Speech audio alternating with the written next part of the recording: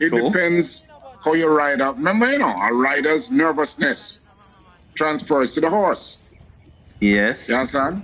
And some of the riders in here who are going there for the first time, that could count. And secondly, you have some riders who are just naturally nervy people. A lot of people Yes. don't know jockeys are nervy people based on the dangerous job they have. And that is why so many jockeys end up drinking and even beyond that. You understand? Okay, True. It is, you have to really, really be good to keep calm. I mean, remember Jerry Bailey's history, for a long time. He was an alcoholic. Understand? okay. Yeah, because just to confirm what Sir Ed was saying, I saw two interviews because Richard Hughes was my jockey in England. I really glorify Richard Hughes with his style of riding and his impeccable timing.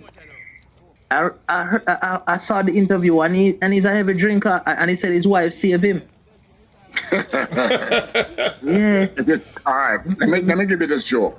If you check the history of Cayman Park jockeys over the years, Yeah. the longer one, the older ones, talented riders that you might have heard about, they were all drinkers. All them drank and drank heavily. Yeah. It's a commonplace thing. You'll find riders go for a drink and always asking. I mean, Jose Santos, good friend of mine, and every time I run into him here, oh, Eddie, we're going to go for a drink. I'm not going for no drink. I don't drink. No? Okay. They all drink, Okay, yeah. Plus, the other thing, because of the weight demands on your weight, Yes. people who drink tend to not, some of them, a lot of them don't want to eat. So drinking compensate for the eating. So, they do that.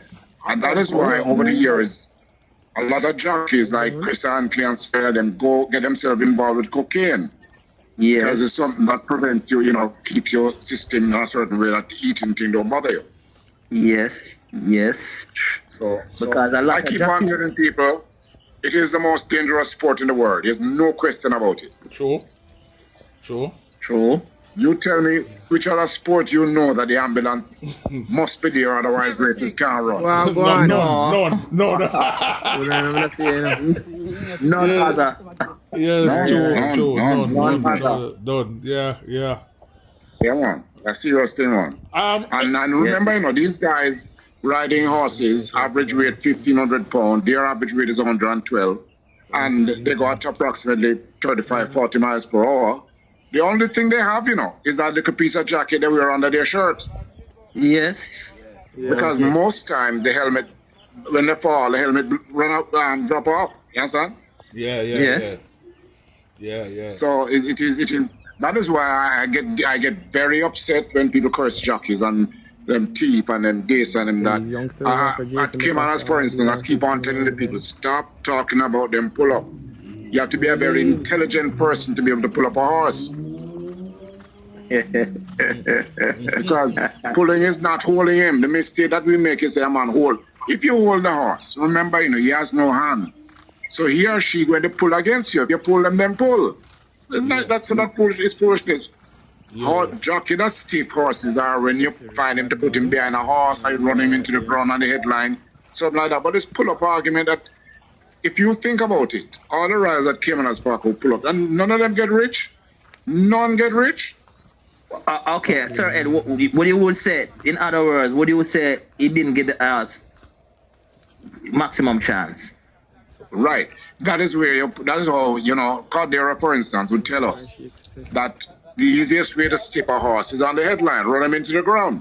Yes, I heard that from another jockey. What's his name? Yeah, that's the easiest way. Remember. And just put him the out other there. one is, some of them hide the horses behind horses, so by the time he makes the move, it's late. You understand? Yes. Stuff like that. Yes. But for the most part, jockeys are not cheating because their job is so dangerous. You can't pay them to cheat.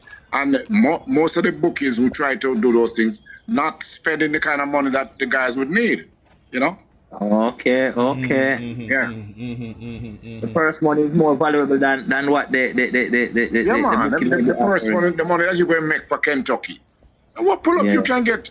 There's no money you can, unless you're talking about 100 to 1 shot. And if you have 100 to 1 shot, going to win. The person betting for you, somebody is going to get over because I have to bet some heavy money. Okay, Sir Ed, I have the breakdown of the first 5 places right now in front of me for the Kentucky Derby. First place, 3.1 million. Second place, 1 million. Third place, $500,000. Fourth place, 250,000. And fifth place, 150,000. Yeah, and the jockey get 15%, right? The jockey get 10%. The winning jockey get 10%. Well, I say 15, you know why? When you hear about 10%, very few people pay 10. Very few of them at those levels. Because what they will do is say to the guy, hey, no problem. I'm giving you X more. You understand? Yeah, right. That's it. At those levels, you don't stick with the norm. You go above it. Okay. Yeah. Yes, Sir Ed. Sir Ed, looking so here there's a next horse in the also eligible line. A horse by the name of Baeza. Pratt is keeping his finger crossed because he's riding a number 2 horse, which is only a speed horse. And he's hoping that this horse will get in the Derby, Baeza. What's your take on this horse? Yeah, but Pratt horses that he's listed on is the one for the Barbadian trainer, right? Neo Quest are to be, yeah. It is stated that Pratt was jump off Neo Quest to ride Baeza, yeah, right. Yes, This horse was second, in his Derby, yes. Yeah. So, you know. Yeah, well, that's unfortunate that you have to be depending on our also, because you don't get in, you get stuck. And do you know the problem, Ed? The problem is that the point because only 4 hours took part in that Derby, they reduced the points, If there were around 8 hours in the race, this horse would be in the Derby. Finishing second. Let me tell you something. So the points thing is good and it's bad. They had to get to it because, we were getting, based on the tracks in America. It's not like England where they have the wide tracks that the 20, 30 horses can run. So I understand why they went there. But if that points thing was around when Richard DePaul was riding his second Derby, he wouldn't ride in there because, well, the same that them run on that horse never did anything before the Derby or after the Derby or in the Derby. Okay. So it has its good and its bad. So all of the Ed, stick up in. Jamaican Jockey Richard DePaz. You rode in the Kentucky Derby? Yeah, man, twice, man. You're kidding me. Son, the first man. He's the first. He's the first to ride in there. The first Jamaican to ride in there? Yeah, man, he rode twice. Twice he rode in there. Which other Jamaican rode in the Derby, different from the Maraj and Bridge Mahan.